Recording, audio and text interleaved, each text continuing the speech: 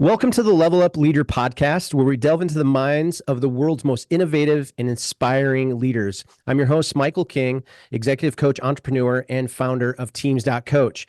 I have the privilege of working with some of the most talented leaders globally, helping them clarify their vision, amplifying their brand impact, and leveling up all of their results. Now, today, we are in for a huge treat. I am joined by a true titan in the tech world, Martin Rowinski. Martin is not just a visionary leader, but he's a pioneer in reshaping the global technology landscape. With 25 years of top-level executive experience, he's the co-founder and CEO of Boardsi, a company that's revolutionizing executive recruitment.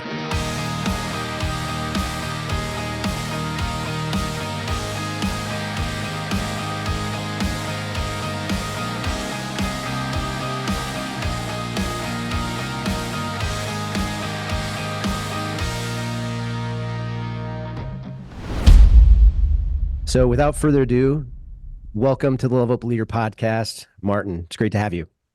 Thank you, Michael. I always look at your last name. I'm like, is that a real last name? I mean, King. How much better can it get? Oh my word. You know, it's like that King behind me. That's right. That's right. King. I got stuck with King, but your last name has authority and power to it.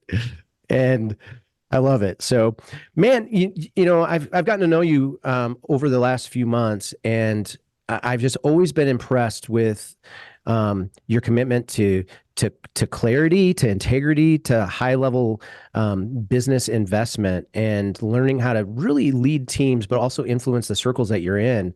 I want my audience to understand who you are as a person before we kind of dive in to some of the content that you have for today. So do you mind just kind of giving us the backstory on who is Martin? Yeah, absolutely. I'll try to keep the long story very short. Poor kid, born and raised and grew up in Poland till I was 9 years old. And not to age myself, but that was ages ago. It was back when Poland was still a communist country. So a lot of lack of everything, including food and you name it, we lacked it. We didn't even own a car, which was actually a kind of a benefit because my mom was able to swap food rationing coupons for gas for other things. So if people don't know what rationing coupons are, not only even if you had money, you couldn't buy stuff even if it was available unless you had a coupon to go along with it. So you were rationed to X amount of bread, X amount of milk, X amount of meat, whatnot. So my mom did some trades there. But I think our real fortunate part was we had family members that owned a lot of farmland. So we had perks there as well. So I didn't go starving, but I definitely was around to see what it's like not to have things. But I'll tell you the biggest thing I really suffered as a kid, and my mom saw it in me right away that this was going to be an issue, was the lack of freedom and choice that I really, as a kid, I don't know why. Still to this day, I wonder where this came from, but I didn't understand why I couldn't do certain things or why I couldn't make certain choices. That the government had to tell me what I can and cannot do. So my mom made the decision to get me to America so I can live an American dream. So that journey took 8 months through Italy. And then I showed up in California when I was 10 years old. So 6 years later, after learning English and being harassed in middle school, bullied, you name it, I've been through it. Made fun of having not spoken English, to made fun of having an accent, to finally in college enjoying the fact that I had an accent and it actually attracted certain people to it. So that was kind of cool. But it took all the way to college to get that. So yeah, but I started playing around with entrepreneurship at 16. I had the I don't care attitude. I lived at home. Everything was free. So took a lot of risks, didn't make a lot of money, made a few bucks here and there. I probably did better than working at a fast food place. So that's the way I kind of looked at it. Like, as long as I make some money and I have enough money for gas for my card, and then that works out for me. So I also went through corporate world, led some teams there, ended up doing a lot of consulting, ended up doing a few partnerships later in my life. Some worked out better than others. So we definitely had a lot of fails, a lot of learning, and a lot of stepping stones. And 2017, we finally started Boardsi, and or like you said, Boardsi. I always kid around and say potato, potato, tomato, tomato. So any way you Boardsi. look at it, it's still the same company. So we started that in 2017 and really focused right out the gates on building the most uh, richest C-suite executive network of human capital, and then finding companies on the B2B side that are looking for board members, and then doing the matching. So we started that right off the bat with a very basic platform. We've upgraded that once since then, and we are literally next week, we're finalizing everything and testing it. Been testing it this week, and over this weekend is the final test, maybe Monday, Tuesday, and we're releasing a new platform, which is taking what we do way to the next level. There's executive education, executive branding within the platform. So the education is board specific. There's we're just giving back a lot more to the executives to really prepare them for what they're looking to do. So yeah, and a lot more AI efficiency. We're still going to always be human driven. I don't think you can totally get rid of that fact. Yeah. But we are trying to be a little bit more efficient and quicker about finding the right matches. So that is pretty quick. That's me. That's incredible. So where did the idea for Boardsi come from? Oh, great question. So I've done a lot of consulting over the years, and right before Boardsi, I was actually doing consulting for a company. I was there for 3 years. And if you ask me the story about my leadership, it actually comes from this consulting gig where I ran a team, a tech team. But throughout my years of consulting, I was with a company that ended up selling to a publicly traded company. I was with another company that went public, and I didn't enjoy any perks of those wins. I didn't have any stock. I was simply a consultant, got paid extremely well, but they made out well financially, and Martin did not get any of Wow. those perks. So I realized the difference between being a consultant and being a board member, or at least an advisor with some equity. And if you really step in and help, like I did, with the transaction to get that company ready for those big moves, you can really make out. And even at 1, 2, 3% ownership, the upside is could have been huge that Yeah. I have. So I personally started looking for advisory work. I went out there, I went on LinkedIn, hitting companies up randomly on cold, and just usually was like, oh, I'm not looking for it. And this was before I even did any of my own executive branding. So they probably Googled me, didn't find much about me. So I just didn't really find any specific company that did what we're doing. So I was like, reached out back to my partners from other ventures and said, hey, there is a gap in the industry that we need to fill. So that's I pretty love much it. how Boardsi was born. Yeah. It's fantastic. And so, talk to us about the scope of growth that you've experienced since 2017 to today. Like, where are you at? Yeah. So we went from being a nobody with a dream, and along the way found a couple companies that kind of did the same thing, but not how we structured it. Um, I mean, they were so unfoundable that when I was looking for a board position, I didn't even see them. So they either got founded right around the same time, or they just they didn't really brand themselves. So we right away, within about 6 to 8 months, we noticed a big difference in finding executives that would like a board position, you're always going to, I mean, I get that when I'm playing golf and people ask me what I do and they're like, oh, yeah, I would love to be on a board. Well, who wouldn't, right? Doesn't mean you qualify, doesn't mean you have the experience or the branding behind it. But that part is, I don't want to say easy, but it's easier to find board members, harder to find ones that are a perfect fit, which is why you need a lot of them for companies. But to convince a company that you can do what you're saying you're going to do, and then they're like, well, we never heard of Boardsi. So we heard that a lot in the beginning. They took a chance on us and we had some wins, which was great. We were able to create some PR pieces. But then we really realized, okay, to really go to the next level, we have to take our company and we have to become a brand. So just went on a branding streak of trying to, write articles, and which is what led me to writing a chapter in a book, which then led me to writing The Corporate Matchmaker, the Great book book. that basically describes exactly what we do for both sides, and becoming industry leaders in what we do. So that's been the helpful part.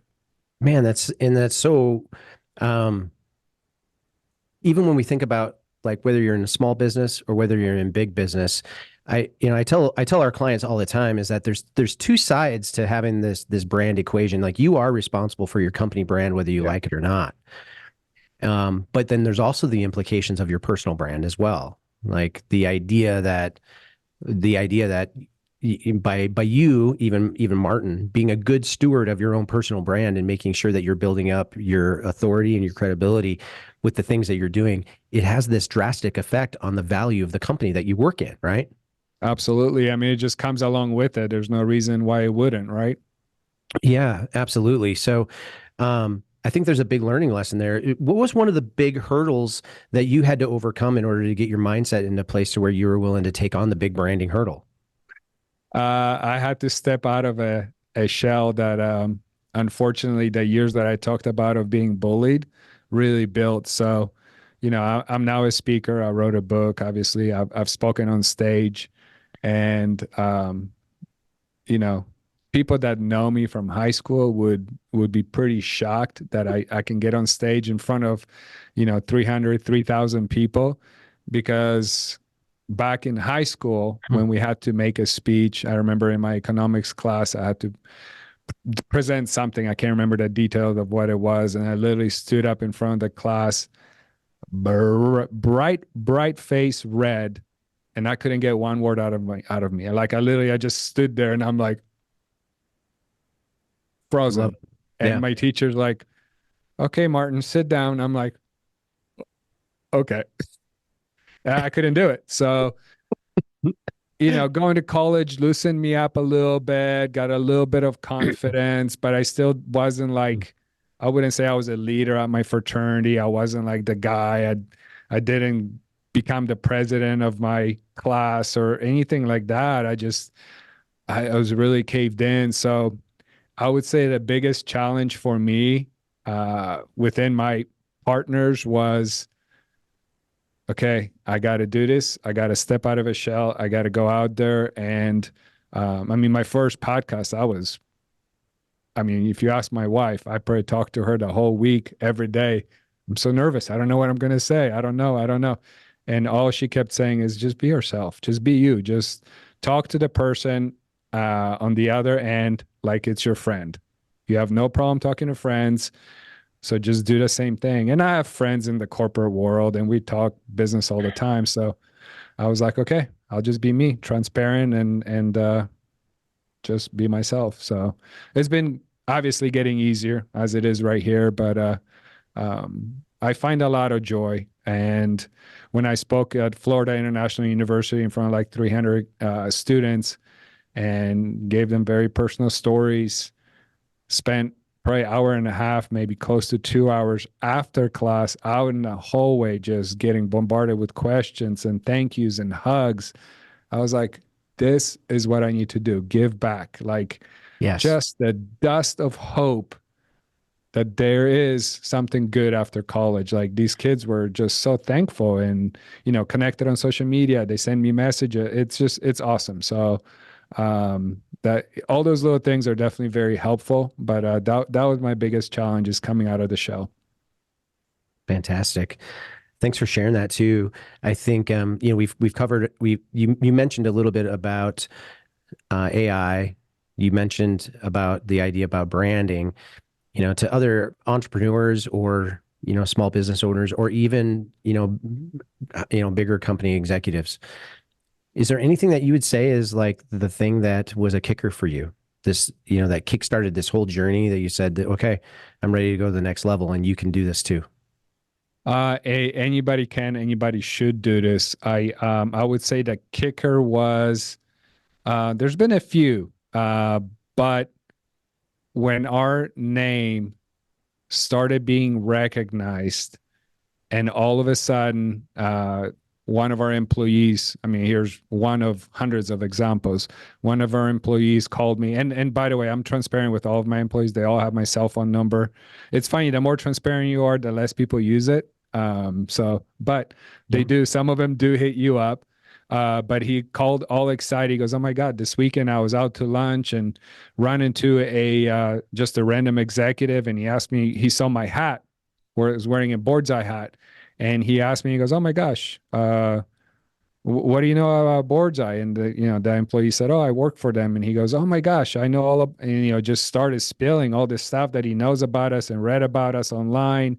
And he's been playing with the idea of when he retires, he's going to join our network and how great it is that what we do. And so he was all excited. And that was like a kind of oh my gosh, what we've been doing for the last 12 months or whatever it might have been at that point is starting to pay off. And, same thing has happened to me, run into people that are like, "Oh my gosh, I know your book." I'm on the book, there's a picture of me, so it's pretty easy to recognize. But yeah, same thing happened at a car dealership when people are like, and I brought him a book and stuff, but yeah, they're like, "Oh, I know exactly who you are." So it's like watching all these little things in branding pay off.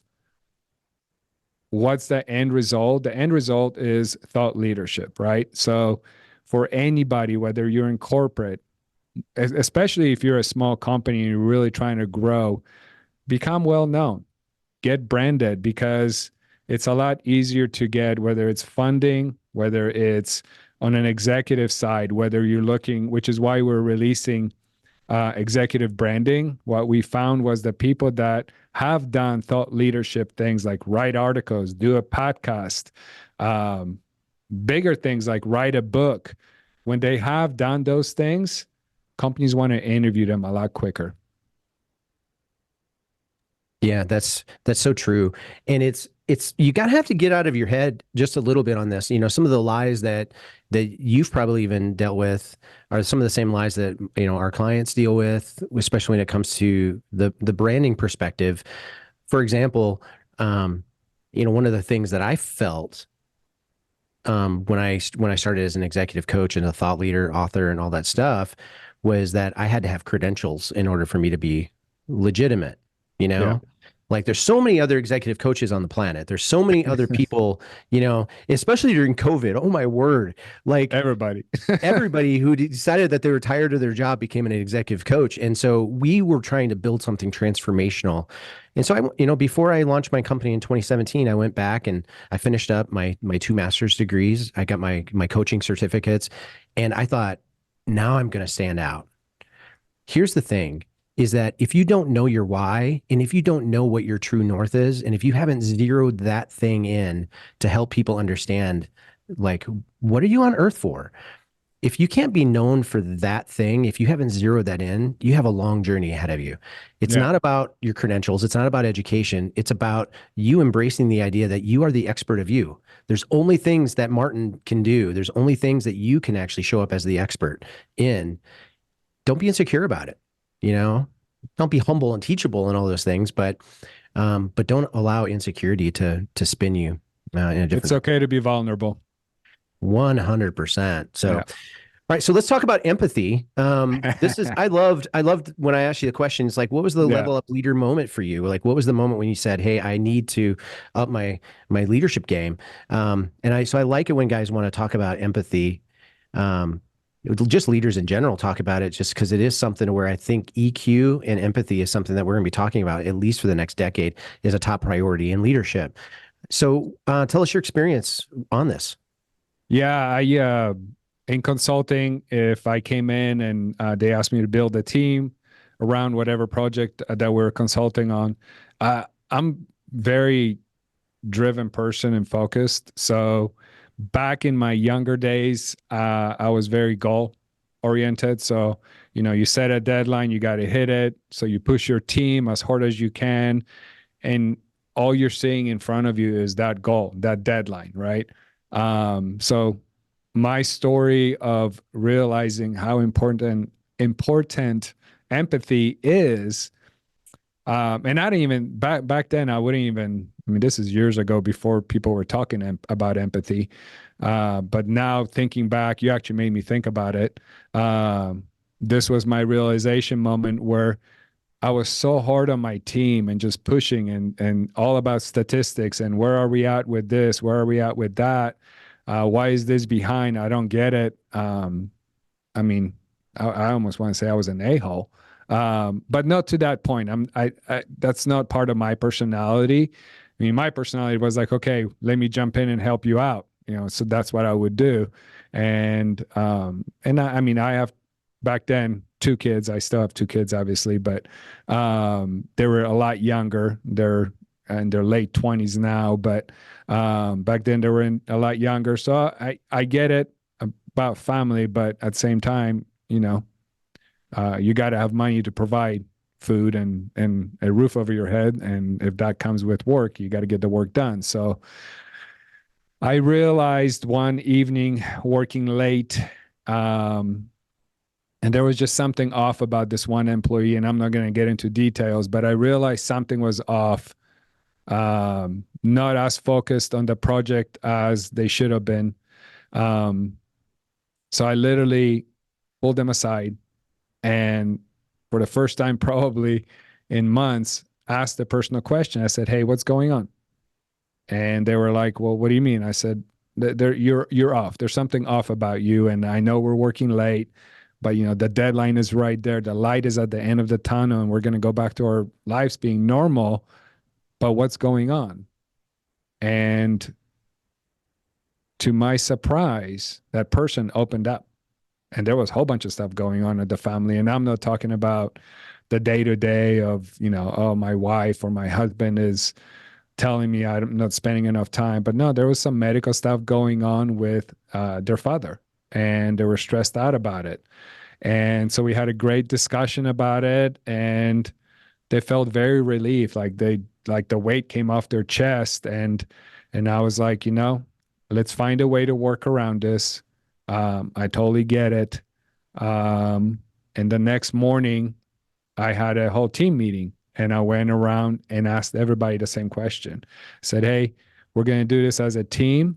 If there's anything in personal life that bothers you, let's open up. Let's all be on the same thinking here and let's discuss it. And some people opened up, some people didn't.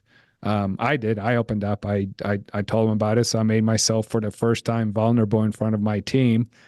And we hit the deadline and we finished the project and we did it with smiles. So it was the first time I realized, now that you asked me that question the other day, didn't really think back about it. I actually thought about it quite a bit, but that was probably my first time realizing, keeping it a little bit more personal and not just looking at a resume and what this person can achieve, but also looking at their personal life and getting involved in that and actually caring, and making that work goes a long way.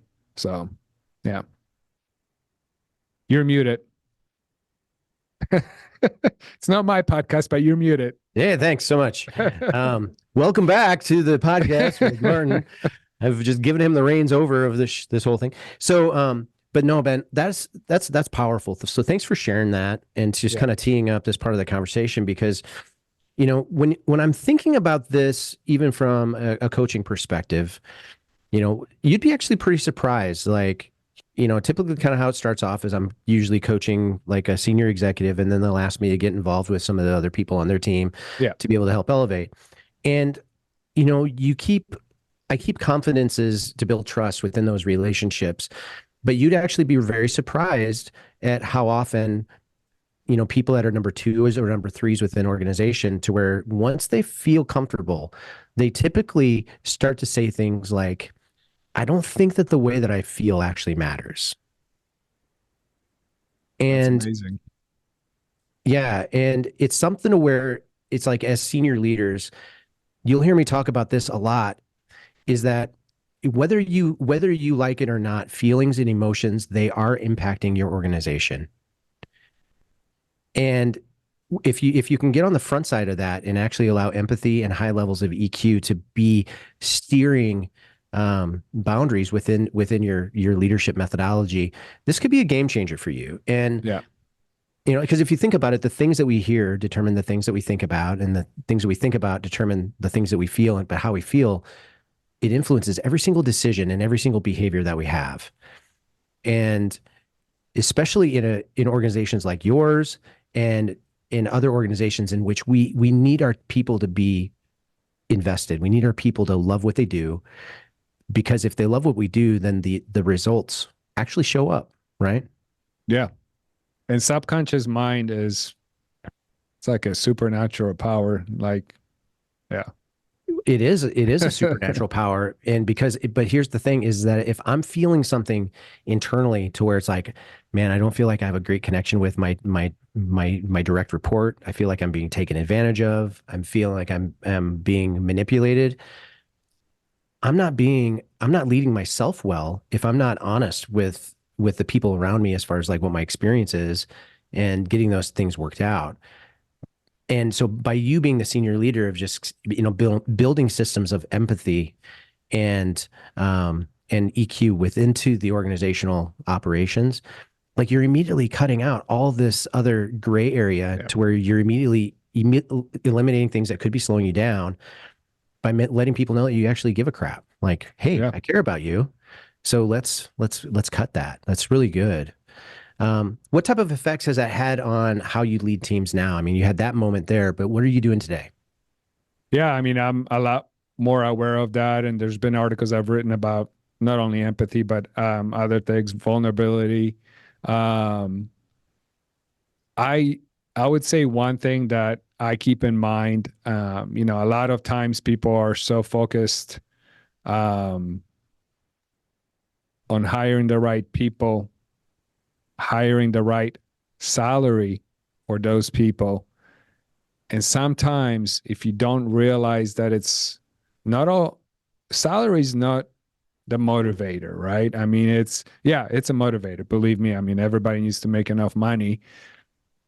But, if somebody came to me back when I didn't make a lot of money and financially needed to make a lot of money, and somebody offered me $250,000 a year to do something that I disagreed with, meaning uh, nothing like a dirty job, but just something where Mhm. I'm trying to think of something that didn't agree with what I believe in. So my personal mission, vision, and value, if it didn't align with it, even if I took that job, I probably would have lasted maybe 3 months, and I would have taken a job for half the salary, as long as that job lined up with my mission, vision, and value. So a lot of times I try to lead with that, as in, if somebody's unhappy, I don't go straight for like, okay, well, let's give you a raise. I'm sure that's going to change a lot of things in your life.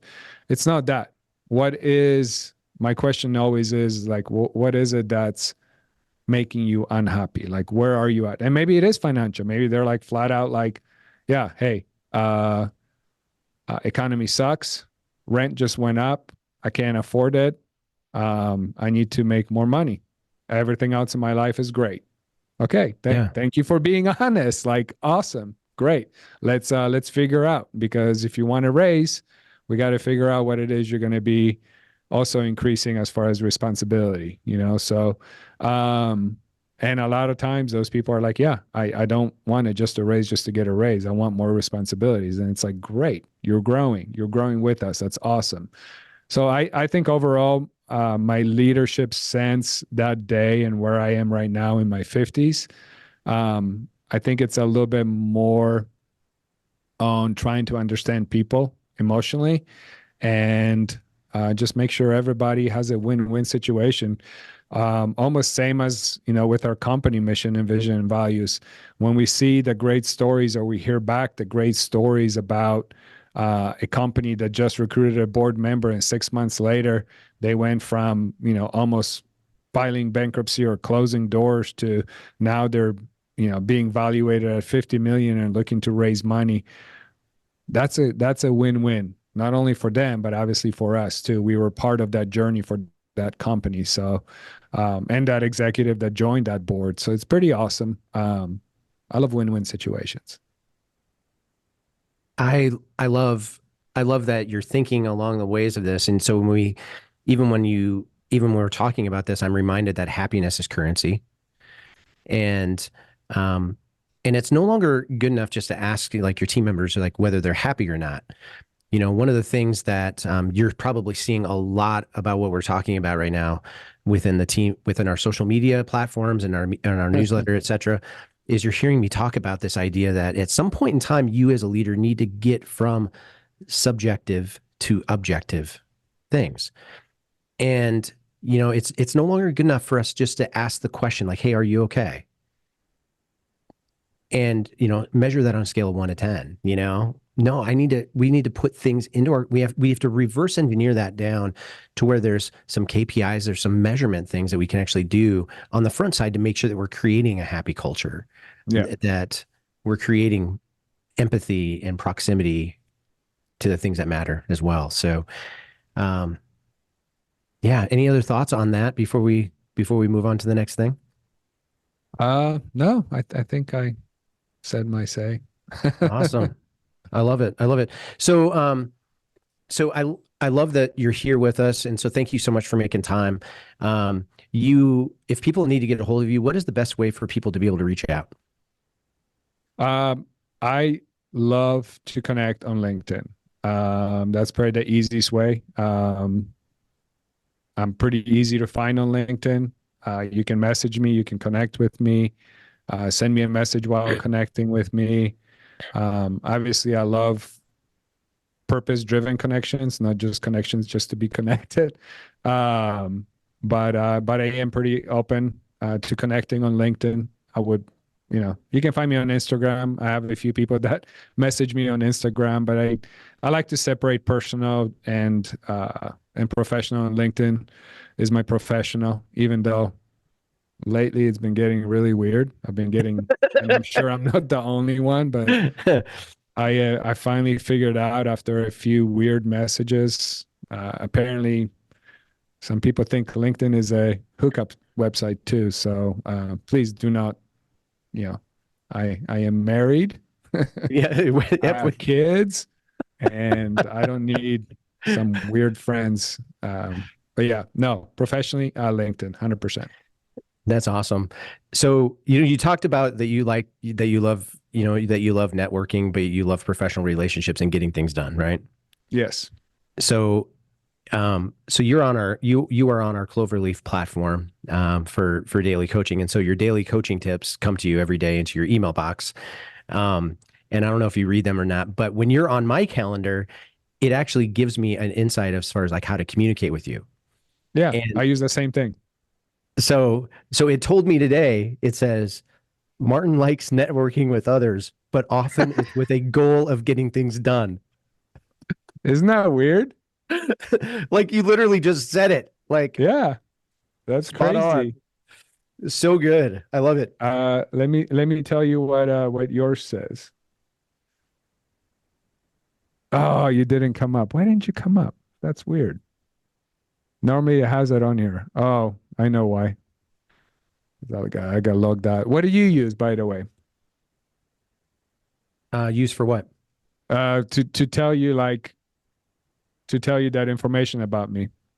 Oh, I went into my dashboard. So, into my Cloverleaf dashboard. So it actually Okay, shows so this that's in here. Cloverleaf. Yeah. So it has you, and then my next meeting at Todd.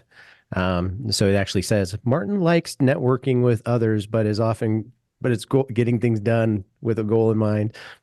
So that's pretty That's awesome. I like it. spot on. I gotta check that out. Yeah. So when you put everybody on your team on there, it'll give you guys insights as far as how to not fight and love each other and all that fun stuff. So, all right, we're So gonna here, by the way, here's yeah, the insights about you. You ready? let's just do it, This man. is not from Cloverleaf. So you're a questionnaire. Uh,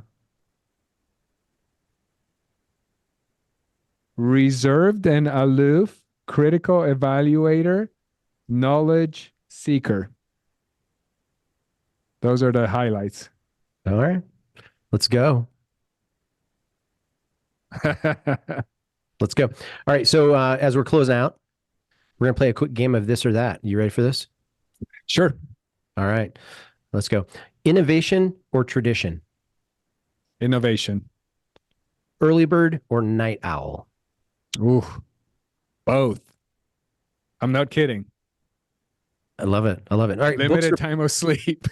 I'm the same way. So we're both in that. Okay. We're both in that same camp. It's like I love what I do, and even my wife kind of when I get up at night, she's like, "Where are you going?" And I'm like, "I'm getting stuff done." Like I'm done sleeping, so let's go. All right, books or podcasts? Podcasts.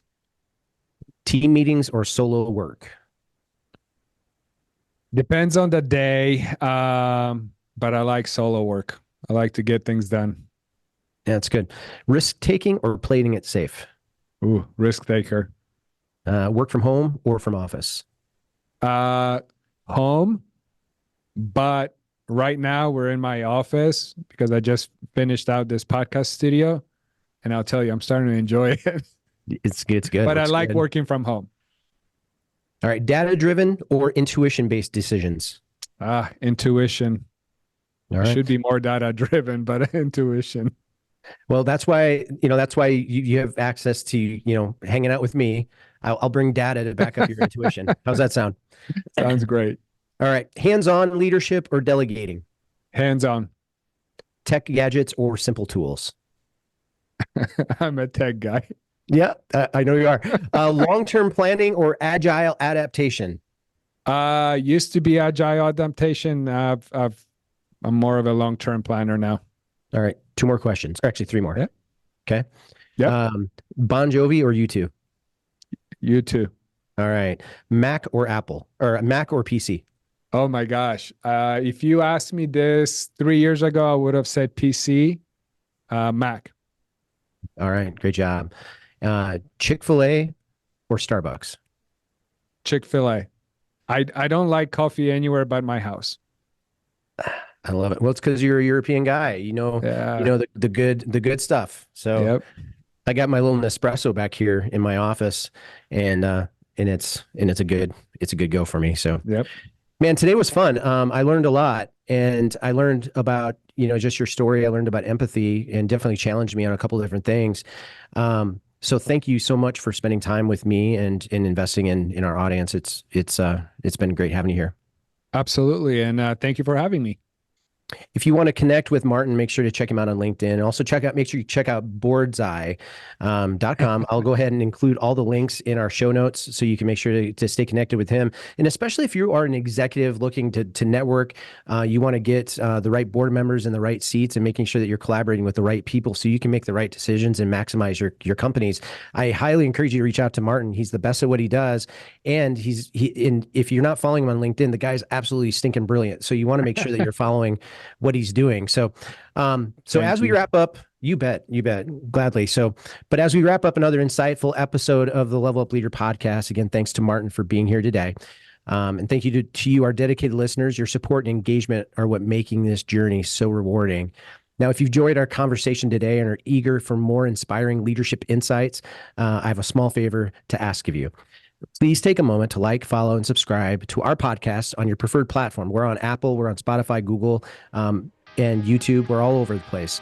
Your support is critical. Now, by liking and following, you'll not only stay updated with our latest episodes, but you'll also help others discover our podcasts. So don't forget to like us also on social. So LinkedIn, Twitter, Instagram, Facebook. Join our community to continue this conversation. We want to take empathy up to the next level. So thanks for tuning in today. And thank you to Martin for being here with us. And to all of our listeners, make sure you level up your leadership game this week.